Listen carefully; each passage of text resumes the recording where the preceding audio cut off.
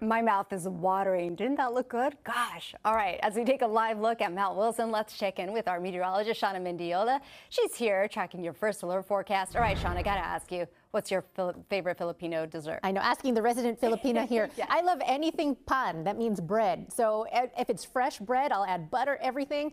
I'll eat it all. I just love it all. You know I love food, right? Same here. Right, you do too. Yes. And on a day like today, you want to keep it light, just because we've got temperatures rising pretty high. At the beach, it's not too bad, about 77 in Long Beach, as we're talking about Long Beach right now. There is some haze in the sky, and that's really important to point out because some locations in LA here today and the entire area are looking at unhealthy air quality. So not only we're dealing with the heat, but we're dealing with air quality that's not the best, making you, again, prone to some heat-related illnesses, but also some respiratory issues if you're outside for a long time. Orange here means unhealthy air quality for sensitive groups, so that's going to be for those inland spots, but it's the worst right now in areas like San Bernardino. So the Inland Empire is going to be dealing with unhealthy air quality in that red box. So if you need better air quality, it's going to be at the beach today, although we have some haze. But if you live in the Inland Empire, it's not only going to be hot, your air quality is not the best. So limit your time outdoors if you can. And what to expect as we head to the weekend, it's not going to be that long of a heat wave here. We're only looking today and tomorrow to be the hottest days.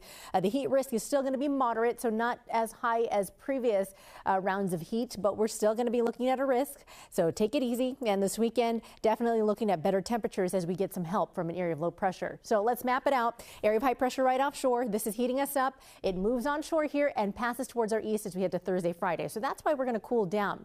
Up to the north, area of low pressure passing, but it's a dry one, so we're not going to see much of anything for it here except for some onshore flow and that marine layer coming back, which is our May gray.